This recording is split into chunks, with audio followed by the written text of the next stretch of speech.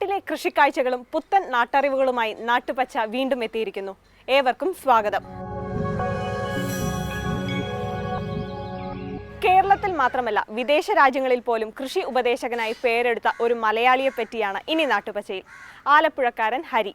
കൃഷിയുടെ നാട്ടറിവുകൾ മാത്രമല്ല പുത്തൻ പുതിയ സാങ്കേതിക വിദ്യകളും ഹരിക്ക് മനഃപ്പാഠമാണ്.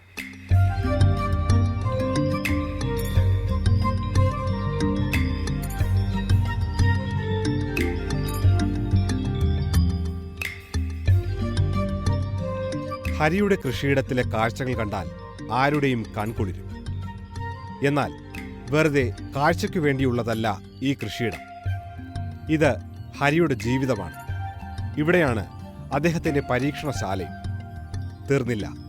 കാർഷിക കേരളത്തിനെക്കുറിച്ചുള്ള തൻ്റെ ചിന്തകൾ ലോകത്തെ അറിയിക്കാനുള്ള വേദിയുമാണിത്.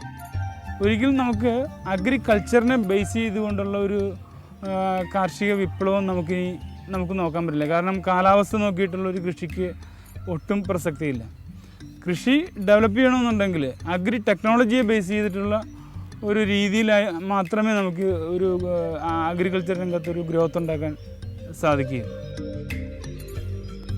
ഹരി പറഞ്ഞതിൻ്റെ പൊരുൾ അദ്ദേഹത്തിൻ്റെ പുതുമയേറിയ കൃഷിരീതികളിൽ ചിലത് കണ്ടാൽ മനസ്സിലാകും. അതിലൊന്നാണ് ഈ ചോളകൃഷി.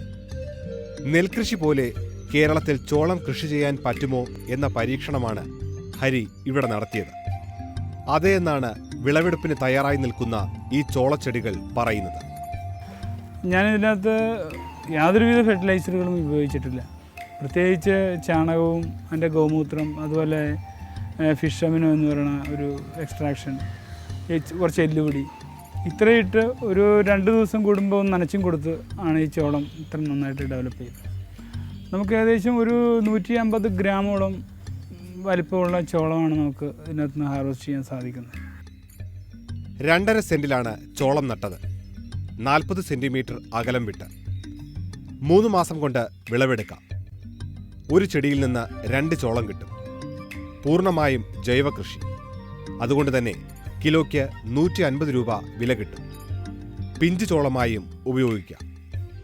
പാലും ചേർത്ത് മിക്സ് തയ്യാറാക്കാം, ജ്യൂസ് ഉണ്ടാക്കാം, ഹെൽത്ത് ഡ്രിങ്ക് ആക്കാം, ഹൽവ, കട്ട്ലറ്റ്, അങ്ങനെ ഒരുപാട് ഉൽപ്പന്നങ്ങൾ ഉണ്ടാക്കാം.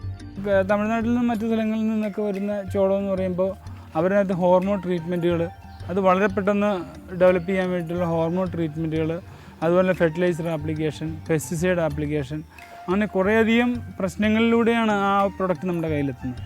എന്നാൽ ഇതൊന്നും ഇല്ലാതെ തന്നെ നമുക്ക് നല്ല രീതിയിൽ ലാഭകരമായ രീതിയിൽ ചോളകൃഷിയെ നമുക്ക് ഇവിടെ കേരളത്തിൽ നമുക്ക് ഉൽപ്പാദിപ്പിക്കാൻ സാധിക്കും.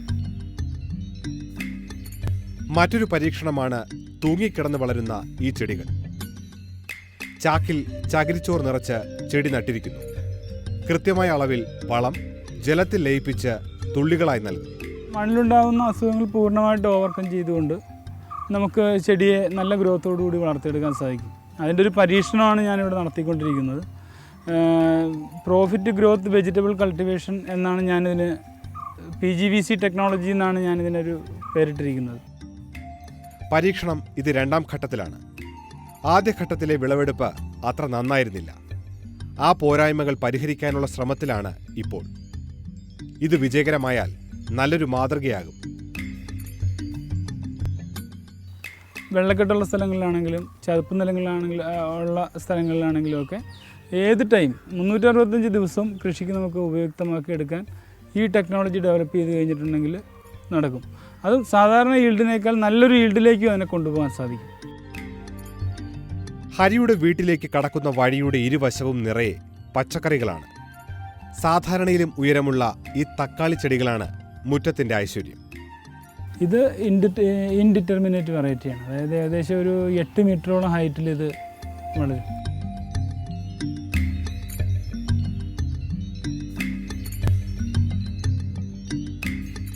ഒരു ചെടിയിൽ നിന്ന് 9 മാസം വരെ വിളവെടുക്കാം. 40 കിലോഗ്രാം വരെ ഒരു ചെടിയിൽ നിന്ന് കിട്ടും. സാധാരണ തക്കാളി ചെടിക്ക് 4 മാസത്തിലധികം ആയുസ്സില്ലെന്നും കിട്ടുന്നത് 5-6 കിലോയാണെന്നും ഓർക്കണം. ഇനി വീടിന് പിന്നിലെ പാടത്തേക്ക്. 1 ഏക്കറാണ് വിസ്തൃതി. പൂർണ്ണമായും ജൈവകൃഷി. ചെടികൾക്ക് തുള്ളി നനയാണ് നടപ്പാക്കുന്നത്. ബാഷ്പീകരണം വഴി ജലം നഷ്ടമാകാതിരിക്കാനും രോഗങ്ങൾ വരാതിരിക്കാനും കളയൊഴിവാക്കാനും മൾച്ചിങ് ഷീറ്റ് വിരിച്ചു. അധ്വാനവും കുറച്ചു. അമിത വളപ്രയോഗം വേണ്ട. ജൈവ കെണികൾ ഉപയോഗിച്ച് കീടനിയന്ത്രണം. അതിൻ്റെ ഭാഗമാണ് ഈ മഞ്ഞ തൂണുകൾ. ഇതിൽ ഗ്രീസോ ആവണക്കെണ്ണയോ പുരട്ടിയാൽ കീടങ്ങൾ അതിൽ ഒട്ടിപ്പിടിച്ചിരിക്കും. മറ്റൊന്ന് ഫ്യൂമിഗേഷൻ മെത്തേഡുകളാണ്. ഇപ്പോൾ ഗന്ധകം, വൈകുന്നേര സമയങ്ങളിൽ ഗന്ധകം പുകച്ചു കൊടുക്കുക, അതുപോലെ തന്നെ ചെറിയ കരിയിലകൾ കൂട്ടി നമ്മൾ പുകയിട്ട് കൊടുക്കുക. ഇതൊക്കെ ഫ്ലവറിങ് ടെൻഡൻസി ചെടികൾക്ക് ഉണ്ടാകാനായിട്ട് വളരെയധികം. വലിയ പുഴുക്കളെ നിരീക്ഷിച്ച് കൈകൊണ്ട് തന്നെ എടുത്തു നശിപ്പിക്കും. വേപ്പെണ്ണ ലായനിയും ട്രൈക്കോഡെർമയും ഫിഷ് അമിനോ ആസിഡും കൃഷിയിടത്തിലെ ഹരിയുടെ കൂട്ടുകാരാണ്. ഒരു തവണ മാത്രമേ ജൈവവളം നൽകൂ. 8 മാസം പഴക്കമുള്ള ചാണകപ്പൊടിയാണ് ഉപയോഗിക്കുന്നത്. ചെടിയുടെ തുടക്കം മുതൽ വേണ്ട പരിചരണം ശാസ്ത്രീയമായി നൽകും. സാധാരണ നമ്മുടെ നാട്ടിൽ ആളുകൾ ചെയ്യുന്നൊരു കൃഷി എന്ന് പറയുമ്പോൾ ഇതിൻ്റെ ഫ്ലവറിങ് സ്റ്റേജ് ആകുമ്പോഴത്തേക്കുമാണ് കുറേ വളങ്ങൾ കൊണ്ടുവന്ന് ചെയ്യുന്നത്. ശരിക്കും പറഞ്ഞാൽ അത് തീർത്തും അശാസ്ത്രീയമാണ് അങ്ങനെ ചെയ്യുന്നത്. കാരണം പെട്ടെന്ന് ചെടി ഒരു പ്രത്യേക സ്റ്റേജിൽ നിൽക്കുകയാണ്. അത് കൃത്യമായിട്ട് ഉള്ള മൂലകങ്ങൾ വിഘടിപ്പിച്ച് അത് അയോണുകളാക്കി അത് പ്രോസസ്സിലേക്ക് കൊണ്ടുവരുമ്പോൾ പെട്ടെന്ന് നമ്മൾ കുറേ ഫെർട്ടിലൈസർ അപ്ലൈ ചെയ്യുമ്പോഴത്തേക്കും അതിൻ്റെ പ്രവർത്തനം മൊത്തത്തിൽ സ്റ്റോപ്പാവും. കൂനകളുണ്ടാക്കി ഇടയ്ക്ക് സ്ഥലം വിട്ടാണ് പാവലും മറ്റും പാകുന്നത്. ഇതാണ് ജലസേചനത്തിനും പരിചരണത്തിനും സൗകര്യം. കൃഷിയിടത്തിലെ പണിക്ക് അധികം പണിക്കാരെ പുറത്തുനിന്ന് ഉപയോഗിക്കില്ല. നടിയിൽ, പന്തലിടിയിൽ തുടങ്ങിയ സമയത്ത് മാത്രം. പണികൾക്ക് വീട്ടുകാർ തന്നെ ധാരാളം. അമ്മയും ഭാര്യയും മക്കളും അവരവർക്കാകും പോലെ ജോലി ചെയ്യും. നമുക്ക് കൃഷി എന്ന് പറഞ്ഞിട്ടുണ്ടെങ്കിൽ ഒരു നേരം പോക്കാണ് ശരിക്കും പറഞ്ഞാൽ. അല്ലെങ്കിൽ അത്ര ലാഭകരമല്ലാത്ത ഒരു രീതിയാണ്. പക്ഷേ തമിഴ്നാട്ടിൽ ചെല്ലുമ്പോഴത്തേനും കൃഷി എന്ന് പറയുന്നത് ഒരു വ്യവസായമാണ്. അവർ കൃഷി എന്ന് പറയാറില്ല, വ്യവസായം എന്നേ പറയാറുള്ളൂ. അപ്പോൾ അത് തന്നെയാണ് അവരുടെ ഒരു കൺസെപ്റ്റ്. അപ്പോൾ കൃഷി എങ്ങനെ ലാഭകരമാക്കാമെന്നുള്ളതാണ് മറ്റ് സംസ്ഥാനങ്ങളിൽ നിന്നുള്ള കൃഷി പഠനങ്ങളിൽ നമുക്ക് മനസ്സിലാവുന്നത്. ഇത് ഹരിയുടെ വീട്ടിനടുത്തുള്ള കൃഷിയിടമാണ്. ഇവിടെ സുഹൃത്തുമായി ചേർന്നാണ് കൃഷി. 2.5 ഏക്കറിൽ ഇത്തരത്തിൽ കൃഷി ചെയ്യുന്നുണ്ട്. 22 ഏക്കറിൽ കൃഷി ഉപദേഷ്ടാവായും പ്രവർത്തിക്കുന്നു. നെതർലാൻഡ്സിൽ ഗ്രീൻ ഹൗസ് മാനേജ്മെന്റ് പഠിച്ച അനുഭവ സമ്പത്തും ഹരിക്കുണ്ട്. ഹരിയുടെ കൃഷിയിലെ വൈദഗ്ധ്യം വിദേശത്തുമെത്തി. ഞാൻ ഖത്തറിൽ അൽബദർ എന്നൊരു ഗ്രൂപ്പിന് വേണ്ടിയിട്ട് പോളിഹൗസ് കൺസൾട്ടൻ്റായിട്ട് നമ്മൾ വർക്ക് ചെയ്തിട്ടുണ്ട്. പിന്നെ അതുപോലെ സൗത്ത് ആഫ്രിക്കയിലെ ചാഡ് എന്ന് പറഞ്ഞ രാജ്യത്ത് അവിടെ റൂറൽ ഡെവലപ്മെൻറ്റ് എന്നുള്ളൊരു കൺസെപ്റ്റ് സാധാരണ ജനങ്ങളിലേക്ക് ഹൈടെക് അഗ്രികൾച്ചറിൽ ട്രെയിനിങ് കൊടുക്കുക എന്നുള്ള രീതി നമ്മൾ അതിന് വേണ്ടിയിട്ട് ഒരു NGO നമ്മൾ സെലക്ട് ചെയ്തായിരുന്നു. അവിടെയും നമ്മൾ വർക്ക് ചെയ്തിട്ടുണ്ട്. ഫോട്ടോഗ്രഫിയും ഗ്രാഫിക് ഡിസൈനിങ്ങും പഠിച്ച് ഓഫ്സെറ്റ് പ്രിന്റിങ്ങും മൾട്ടിമീഡിയ ബിസിനസ്സും ചെയ്ത ശേഷമാണ് ഹരി കൃഷിയിടത്തിലെത്തിയത്. 8 വർഷമായി പൂർണ്ണ കർഷകൻ. ആരാണ് മുഴുവൻ സമയ കർഷകനാകാൻ പ്രേരിപ്പിച്ചത് എന്ന് ചോദിച്ചാൽ ഹരി സുകുമാർ അഴീക്കോടിൻ്റെ പേര് പറയും. മാഷും ഞങ്ങളുമായിട്ട് വളരെ നാളത്തെ ബന്ധമുണ്ടായിരുന്നു. എൻ്റെ എല്ലാ സംരംഭങ്ങളും ഉദ്ഘാടനം ചെയ്തത് മാഷായിരുന്നു. ഇപ്പോൾ ഒരു പ്രസംഗവേദിയിൽ മാഷ് പറയുകയുണ്ടായി, വരും കാലഘട്ടത്തിൽ ഇന്ത്യ ഏറ്റവും കൂടുതൽ കുതിക്കുന്നത് അഗ്രികൾച്ചറിലായിരിക്കും എന്നുള്ള അദ്ദേഹത്തിൻ്റെ ഒരു ടോക്ക്.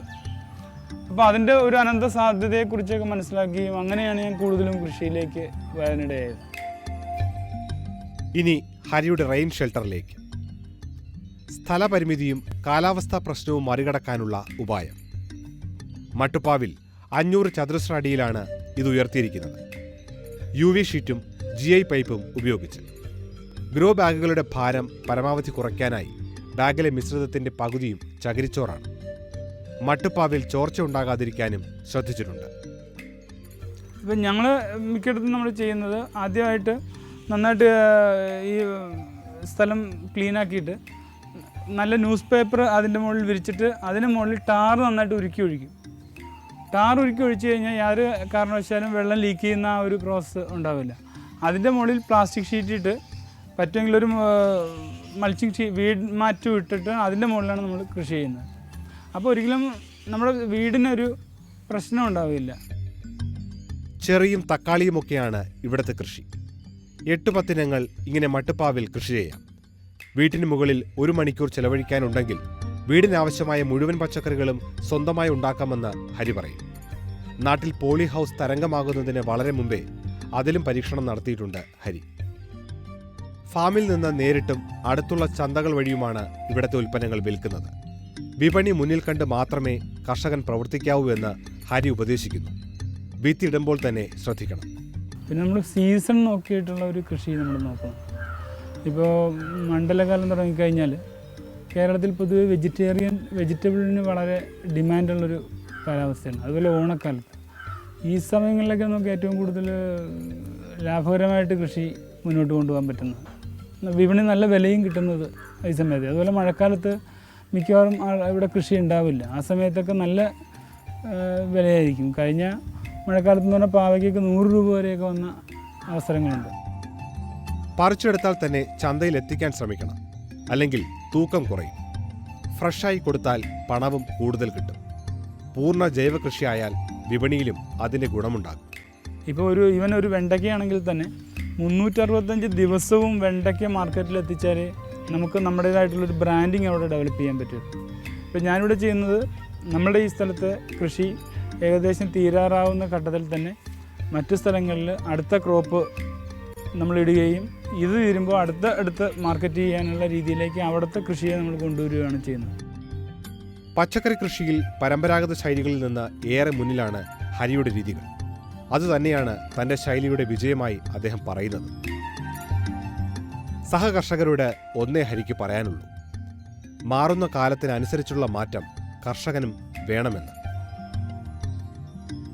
കൃഷിയുടെ നൂതന വിദ്യകളെപ്പറ്റി അറിയാൻ ഹരിയുമായി ബന്ധപ്പെടാവുന്നതാണ്. വിലാസം ശ്രദ്ധിക്കുക: C Hariharan, Chandralayam, Naduvathnagar PO, Arookutty, Cherthala. Phone number 9048002625. Number ഒരിക്കൽ കൂടി 9048002625. നാട്ടുപച്ചയിൽ ഒരു ഇടവേളയാണ്. ഇടവേളയ്ക്ക് ശേഷം തിരികെ എത്താം. ഇടുക്കി തൊടുപുഴയിലെ ലൂക്കോസ് ചേട്ടൻ പ്രായത്തെ വെല്ലുവിളിച്ച് കൃഷിപ്പാടത്ത് അത്ഭുതം വിളയിക്കുന്ന ഒരു കർഷകനാണ്. കൃഷി ചെയ്യാൻ മാത്രമല്ല, പുതിയ പരീക്ഷണങ്ങൾ നടത്താനും പ്രായം അദ്ദേഹത്തിന് ഒരു തടസ്സമേയല്ല.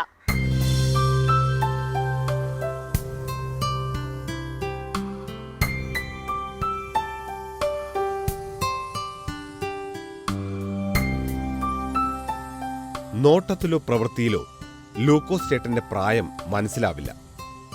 18-ാം വയസ്സിൽ തുടങ്ങിയ കാർഷിക ജീവിതം ഇപ്പോൾ 60 ആണ്ട് പിന്നിടുന്നു.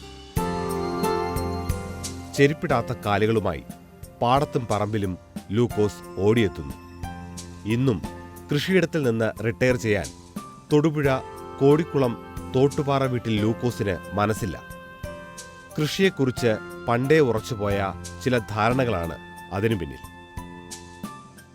കൃഷിയാണ് നമുക്ക് ഏറ്റവും എളുപ്പമുള്ളത്. വേറൊരിടത്തിന് മുട്ടാൻ പോകുന്നുണ്ട് കാര്യം. മറ്റു പണികൾ ഞാൻ പ്ലാൻ ഇടാഞ്ഞിട്ടല്ല, വണ്ടി എടുത്തിട്ടും വേണ്ടാന്ന് വെച്ചു. അതൊന്നും നമുക്ക് സ്വാതന്ത്ര്യമായിട്ട് നടക്കാൻ പറ്റില്ല. ഒരുത്തിനെ ഏൽപ്പിച്ച് കഴിഞ്ഞാൽ നമുക്കൊരു ഗുണവുമില്ല. ഇതാകുമ്പോൾ ഇപ്പോൾ ഒന്നും ചെന്നില്ലല്ലോ, ഒന്നും പോകാനില്ല. നെല്ലും മീനും താറാവും ഒന്നിച്ച് കൃഷി ചെയ്ത് നേടിയ വിജയമാണ് ലൂക്കോസ് ചേട്ടന്റെ പ്രധാന പ്രത്യേകത. ഈ കുളം വിവിധയിനം മത്സ്യങ്ങളുടെ വാസസ്ഥലമാണ്. ഈ താറാവുകൾക്ക് കൊടുക്കുന്ന തീറ്റയുടെ അവശിഷ്ടങ്ങളും താറാവുകളുടെ മാലിന്യം കൊണ്ട് വളരുന്ന ചെടികളുമാണ് മത്സ്യങ്ങളുടെ ഭക്ഷണം. 20 വർഷമായി മത്സ്യകൃഷി തുടങ്ങിയിട്ട്. ഒരു വർഷം ശരാശരി 60 കിലോ വരെ വിളവെടുക്കും. 1 കിലോയിൽ താഴെ തൂക്കമുള്ള മീനുകളെ തിരികെ പാടത്ത് തന്നെ വിടും. കട്ലയുണ്ട്, രോഹുണ്ട്, ഗ്രാസുണ്ട്, സിൽവറുണ്ട്, കോമൺ കാർപ്പുണ്ട്, നട്ടറുണ്ട്, നൈനോട്ടിക്കയുണ്ട്. പിന്നെ ഗിൽറ്റ് തിലോപ്പിയ കരോട്ട് വേറെടുത്ത് ഇട്ടേക്കുക. വരാലുണ്ട്, നാടൻ മുഴിയുണ്ട്, കാരിയുണ്ട്, നാടൻ മീനുകളെല്ലാം ഉണ്ട്. താറാവിൻ്റെ മുട്ടയും ഇറച്ചിയും നല്ല വരുമാനം നേടിക്കൊടുക്കും. ഒപ്പം അതേ ഇടത്തിൽ നിന്ന് കിട്ടുന്ന മത്സ്യസമ്പത്തും പണം കൊണ്ടുവരും. മീൻ കുഞ്ഞുങ്ങളെ തൃശ്ശൂരിൽ നിന്നും മത്സ്യവകുപ്പിൽ നിന്നും പാടത്തെത്തിക്കും. കണ്ടവും കുളവും അടുത്തടുത്തായതിനാൽ മത്സ്യങ്ങൾക്ക് യഥേഷ്ടം സഞ്ചരിക്കാം. മീൻ വിൽക്കാൻ ആവശ്യക്കാരെ തേടി പോകേണ്ടതേയില്ല. മീൻപിടുത്തമുണ്ടെന്നറിഞ്ഞാൽ ആളുകൾ അന്വേഷിച്ചു വന്നുകൊള്ളും. ചോദിക്കുന്ന വില തന്ന് കൊണ്ടുപോകാൻ. ഒരു വർഷം കഴിയുന്നതാണ് നമുക്ക് ലാഭം. ഒരു വർഷം കൊണ്ട് പിടിച്ചാൽ കൂടി വന്നാൽ 1 കിലോ 1.5 കിലോ കൂടുതൽ വരില്ല. അതൊരു 3 മാസം കൂടെ കഴിഞ്ഞാൽ നമ്മൾ പിടിക്കണമെങ്കിൽ 4 കിലോ 3 കിലോ കുറയും. ആ 3 മാസം കൊണ്ട് നല്ല വളർച്ച കിട്ടും. നെൽകൃഷിയിൽ നാടൻ ഇനങ്ങളെ തിരഞ്ഞെടുക്കൂ. ഒറ്റഞ്ഞാർ കൃഷിയാണ് പഥ്യം. 7 വർഷമായി ഒറ്റഞ്ഞാർ കൃഷി ആരംഭിച്ചിട്ട്. മുണ്ടകനാണ് ഇവിടെ വിതച്ചിരിക്കുന്നത്. വെള്ളം കൂടുതൽ വന്നാലും ഞാർ കേടാകില്ല. ഒരുപൂ കൃഷിയാണ്. മകരത്തിലാണ് കൊയ്ത്ത്. എന്തുകൊണ്ട് ഒറ്റഞ്ഞാർ കൃഷി എന്ന് ചോദിച്ചാൽ ലൂക്കോസ് ചേട്ടൻ എണ്ണിത്തുടങ്ങും. 30, 31, 32, 33, 34 കതിരുണ്ട്. ആ 34 കതിര് നമ്മൾ അടുത്തടുത്ത് നിന്നാൽ കതിരിന് എത്രയും കട്ടി കിട്ടുകയില്ല. നെല്ലിന് എത്രയും കട്ടി വരില്ല. അതാണ് അതിൻ്റെ ഏറ്റവും വലിയ ഗുണം. അപ്പോൾ നമുക്ക് വിളവിൽ കൂടുതൽ കിട്ടും. പൂർണ്ണമായും ജൈവ രീതിയിലാണ് നെൽകൃഷി. ഞാറ് നടുന്നതിനും നിലമുഴുന്നതിനുമെല്ലാം കുടുംബാംഗങ്ങൾ സഹായിക്കും. നെൽപ്പാടത്ത് മീനുകളും താറാവുകളും സന്തോഷമായി വളരുന്നതിൻ്റെ ഗുണം ചേട്ടൻ തന്നെ വിവരിക്കും. നെല്ലിനകത്ത് എന്ന് പറയുമ്പോൾ മീനിന് ഒളിച്ച് നടക്കാനുള്ള സൗകര്യം കൂടുതൽ വരും. അവർക്ക് കൂടുതൽ ഇതേക്കൂടി ഉരുമയൊക്കെ നടക്കുന്നതുകൊണ്ടായിരിക്കണം കൂടുതൽ വളർച്ചയുണ്ട് മീനിന്. പിന്നെ താറാവ് ഇതിൻ്റെ ഇടയ്ക്കൂടെ നടക്കും. നെല്ലിന് യാതൊരു കേടും ഉണ്ടാവില്ല. ഇതിനകത്ത് പറഞ്ഞ ഓലപ്പുഴുവിൻ്റെ കേടുണ്ടായിരുന്നു ആദ്യം. ഞാൻ യാതൊരു പണിയും ചെയ്തില്ല. അത് തന്നെ പോയി. ഇപ്പോൾ ഈ കാണുന്ന വിധത്തിൽ നല്ലത്. നെൽകൃഷി മനസ്സ് കൊടുത്ത് ചെയ്താൽ ഒരിക്കലും നഷ്ടം വരുത്തില്ലെന്ന് ഇദ്ദേഹം ആണയിടും. വീട്ടാവശ്യം കഴിഞ്ഞ് നല്ല വിലയ്ക്ക് വിൽക്കാൻ കഴിയുന്നുണ്ട്. ലൂക്കോസ് ചേട്ടന്റെ നെല്ലിന്റെ പ്രശസ്തി തൊടുപുഴയിലോ ഇടുക്കിയിലോ മാത്രം ഒതുങ്ങുന്നതല്ല. സ്വന്തം അധ്വാനത്തിന്റെ ഫലം വിമാനം കയറി രാഷ്ട്രപതി ഭവനിലെത്തിയ കഥ ചേട്ടൻ അഭിമാനത്തോടെ ഓർക്കാറുണ്ട് ഇടയ്ക്കൊക്കെ. ആ ചോന്നയായിട്ട് ഏതോ കൊല്ലമാണ് അബ്ദുൽ കലാം ജൈവനെല്ലിനെ പറ്റി തൊടുപുഴ മീറ്റിങ്ങിൽ വന്നപ്പോൾ പുള്ളി കൃഷി രീതിയെ പറ്റി കേട്ടു. വേഗം പുള്ളിയുടെ പേർക്ക് ഇവിടുന്ന് പോയി കഴിഞ്ഞിട്ട് ഡൽഹിയിൽ ചെന്നിട്ട് വിളിച്ചു, കളക്ടറെ വിളിച്ചു. ഇച്ചിരി നെല്ല് വേണമെന്ന് പറഞ്ഞു. നെല്ല് വേണമെന്ന് പറഞ്ഞപ്പോൾ അവരവർക്ക് കൂടെ വന്നു. ആഡിയോയും വില്ലേജ് ഓഫീസറും കൂടെ വന്നു.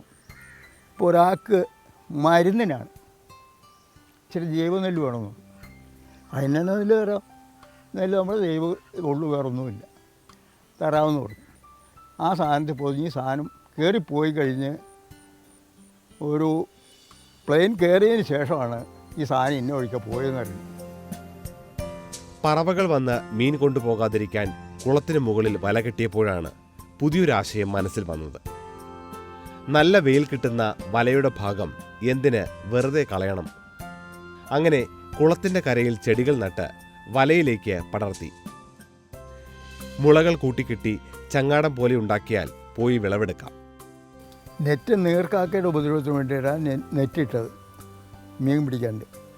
അപ്പോൾ അത് കഴിഞ്ഞപ്പോൾ നോക്കിയപ്പോൾ ഇതേ കൂടി പയറ്, പാവല്, പടവലം ഇങ്ങനെയുള്ള പീച്ചിൽ, വെള്ളരി ഇതെല്ലാം ഇതേ കൂടി കയറ്റി വിടാവുന്ന പ്ലാന്റ് കുറേശ്ശെ കയറ്റി. അപ്പോൾ നന്നായിട്ടുണ്ടാകും. കേടുകൾ വളരെ കുറവാണ്. നെല്ലിലും താറാവിലും മീനിലും ഒതുങ്ങുന്നില്ല കൃഷി. 250ഓളം റബ്ബർ മരങ്ങൾ, 20ലധികം തെങ്ങുകൾ, ഏത്തൻ, പൂവൻ തുടങ്ങി നിരവധി വാഴയിനങ്ങൾ, ജാതി, കൊക്കോ, അങ്ങനെ പലയിനം കൃഷികൾ. ഒരു സ്ഥലത്ത് തന്നെ വിളകൾ മാറി മാറി നടും. കീടബാധ കുറയ്ക്കാനും വിളവ് മെച്ചമാക്കാനും അതാണ് നല്ലതെന്ന് ചേട്ടൻ പറയും. ഈ പ്രായത്തിലും കൃഷിയുമായി ബന്ധപ്പെട്ട് പുതിയതായി എന്ത് കണ്ടാലും പഠിച്ചെടുക്കാനും നല്ല ഉത്സാഹം. വലിയ സെമിനാറുകൾ, പരിപാടികൾ ഇങ്ങനെ എവിടെയുണ്ടെങ്കിലും വിളിക്കുകയോ പറയുകയും ചെയ്യും, അറിയുകയും ചെയ്യും. ഞാൻ പോകാറുമുണ്ട്. അങ്ങനെയൊക്കെ വരുമ്പോൾ പുതിയ അറിവുകൾ നമുക്ക് ധാരാളം കിട്ടും. ആ അറിവ് വെച്ച് പുതിയ പരിപാടി എന്തെങ്കിലും അതിൽ നിന്ന് മുഴുവൻ ശരിയായിരിക്കണമെന്നില്ല, നമ്മുടെ യുക്തിക്ക് മാറ്റി ചെയ്യും. അങ്ങനെ അതിന് വിജയം വരുന്ന പരിപാടി എടുക്കുക, അല്ലാത്ത വേണ്ടെന്ന് വയ്ക്കും. പാരമ്പര്യ രീതിയിൽ കൃഷി തുടങ്ങിയെങ്കിലും രാസവളങ്ങളെയും കീടനാശിനികളെയും ആശ്രയിച്ചായിരുന്നു കുറേക്കാലം കൃഷി ചെയ്തത്. പിന്നെയാണ് ജൈവ കൃഷിയുടെ വഴിയിലേക്ക് ലൂക്കോസ് എത്തിപ്പെട്ടത്.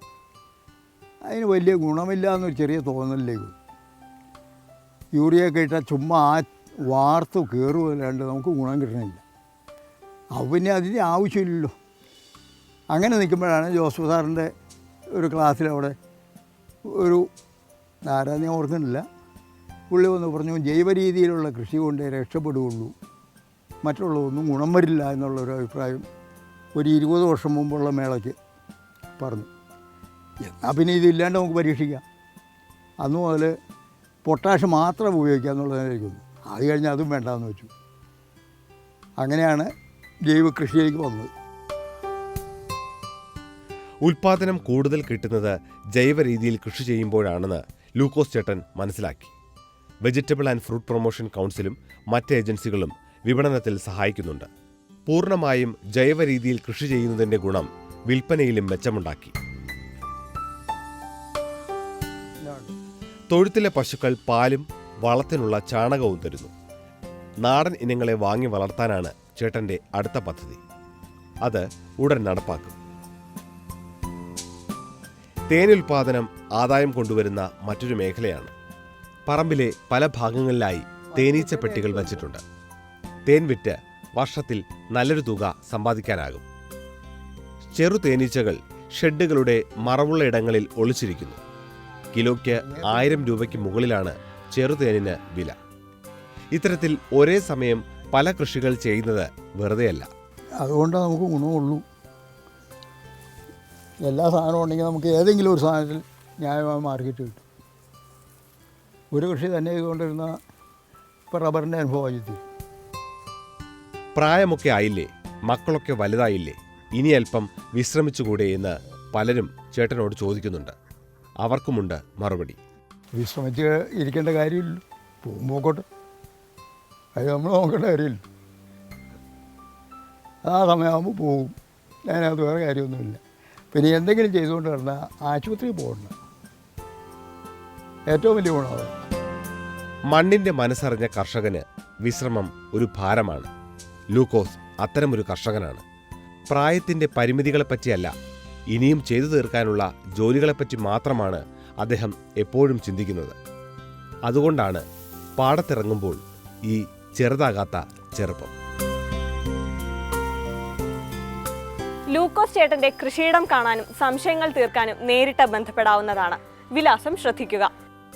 TL Lukose, Thottupattu, Kodikulam, Idukki. Phone number 0486 264646. Number ഒരിക്കൽ കൂടി 0486 264646. നാട്ടുപച്ചയുടെ ഇന്നത്തെ സമയം ഇവിടെ അവസാനിക്കുന്നു. നാട്ടുപച്ചയുടെ മുൻപുള്ള എപ്പിസോഡുകൾ manorama.news.com-ലും യൂട്യൂബിലും ലഭ്യമാണ്. നാട്ടുപച്ചയെക്കുറിച്ചുള്ള പ്രേക്ഷകരുടെ അഭിപ്രായങ്ങൾ അറിയാൻ ഞങ്ങൾക്ക് താല്പര്യമുണ്ട്. അഭിപ്രായങ്ങൾ അറിയിക്കേണ്ട വിലാസം: the producer, Nattupacha, Manorama news, Aroor, Alappuzha. വീണ്ടും കാണും വരെ നന്ദി, നമസ്കാരം.